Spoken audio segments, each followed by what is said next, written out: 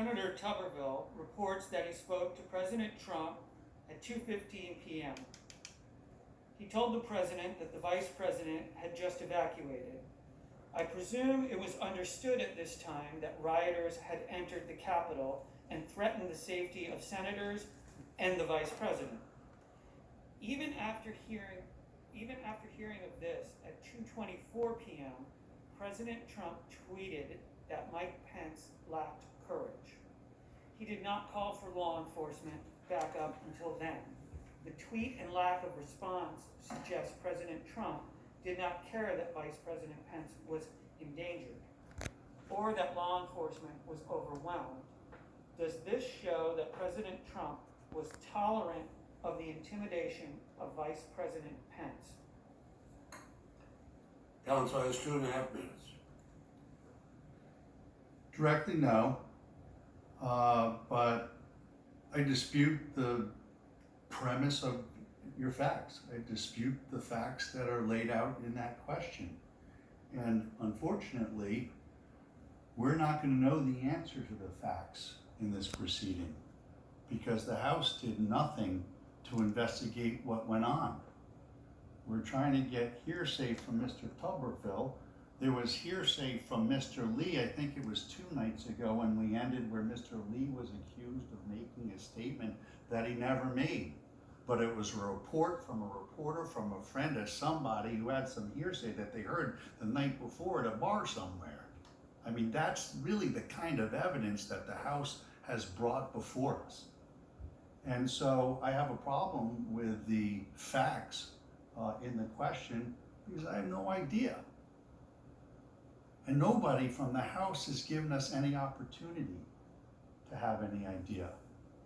But Mr. Trump and Mr. Pence have had a very good relationship for a long time, and I'm sure Mr. Trump very much is concerned and was concerned for the safety and well-being of Mr. Pence and everybody else that was over here. Thank you.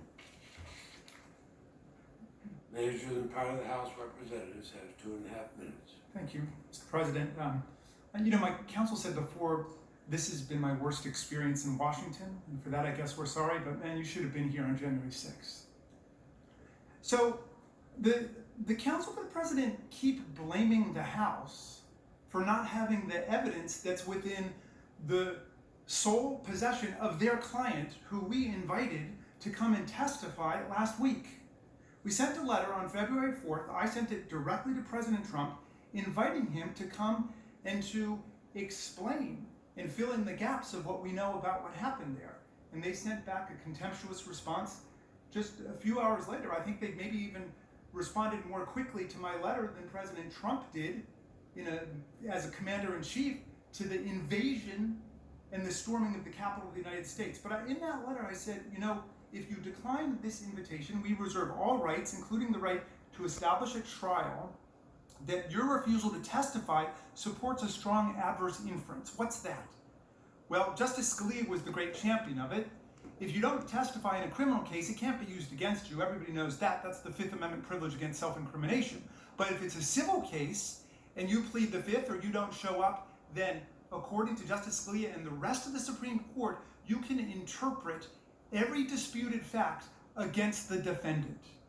That is totally available to us. So for example, if we say the president was missing in action for several hours and he was derelict in his duty and he deserted his duty as commander-in-chief, and we say that as inciter-in-chief he didn't call off dogs, and they say, oh no, he was really doing whatever he can. If you're puzzled about that, you can resolve that dispute, factual dispute, against the defendant who refuses to come to a civil proceeding. He will not spend 1 day in jail if you convict him. This is not a criminal proceeding. This is about preserving the republic, dear Senate.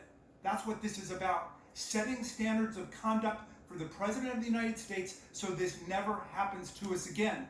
So rather than yelling at us and screaming about how we didn't have time to get all of the facts about what your client did, bring your client up here and have him testify under oath about why he was sending out tweets denouncing the Vice President of the United States while the Vice President was being hunted down by a mob that wanted to hang him and was chanting in this building, hang Mike Pence, Traitor, traitor, Time. traitor. Time of the